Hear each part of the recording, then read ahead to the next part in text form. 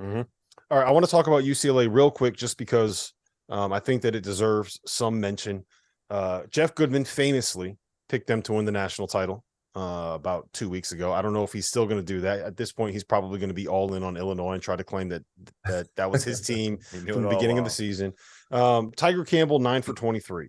Jaime Jaquez 8 for 22. They had nobody else on the floor get more than, well, I guess David Singleton had 15, but I think he had a couple of threes late.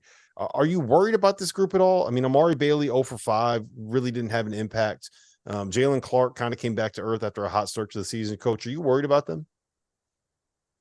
Not necessarily. Again, Mick's got a standard and he's got a level of demand for those guys. They're going to be in games defensively. I think they have a really good point guard and a coach that demands defense. So that, for me, gives you a sense of comfort. And then they've got some matchup, problem. I think Jalen Clark's, like, his jump, in the first few games from what he was doing, last 2 years of his career has been impressive. He didn't do it tonight. And I think that's a learning lesson for him.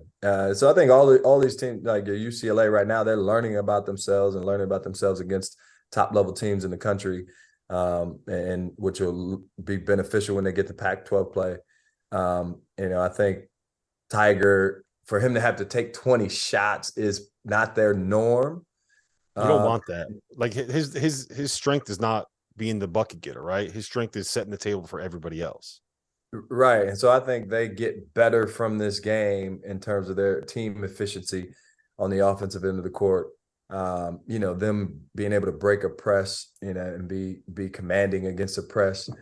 They won't struggle as much as in the future. But it's a lot of learning. Like, you lose a game, which is not ideal. You don't want to lose these games, but it's more you're learning about your team. They're learning about their young guys, their freshmen, Amari Bailey and guys like that. And so it's just feedback for the future. I think they'll be fine. You agree, Robbie? Yeah, I just have a hard time saying that they're in trouble after losing to a team the caliber of Illinois on a neutral floor. I think they have things to figure out. I think they have youth on the floor with Bona and Bailey. But no, I'm not worried about them. I think they have a really good. You guys are too level-headed. You guys are too level-headed. I'll fire out the hot takes. All right, UCLA it's one game they lost to a good team. Like, what? But they need a third guy that can go kind of create something, right? Because I think Jaime Jaquez is.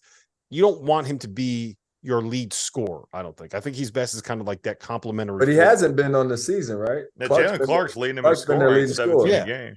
But do you trust Jalen in a situation like this to be the guy that you give the ball to and go get a shot? Because he took 8 shots tonight and the other 2 guys took more than 20, right? So I think it's one, Amari Bailey. He's a freshman, right? Got to give him some time to kind of get there.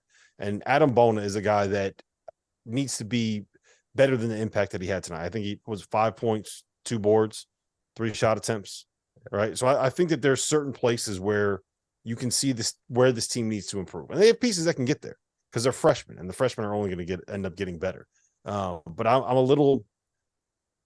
watched them play there, and it feels like they're a little bit limited. And yes, that's overreaction to one game, but that's what I do. That's my specialty here. Here's what makes it tough is when you play and when teams start switching, right? And so now you end up Tiger taking 20 shots and Jaime taking 20 because you got a big on you got a matchup, and you kind of get out of your flow of your offense and those guys are old and they want to win, and they're trying to take it over. So like I said, I think they'll learn from it and be better to attack some matchups in a different way so that it's not outside of the flow of what they traditionally do.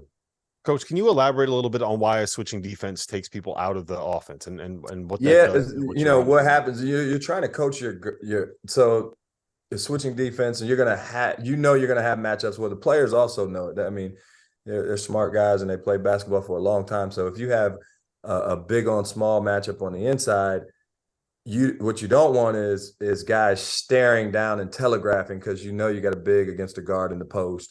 And now you get stagnant and everybody stands around and there's no movement, no player movement, and you're just looking at the big, and the other team knows what you're looking for.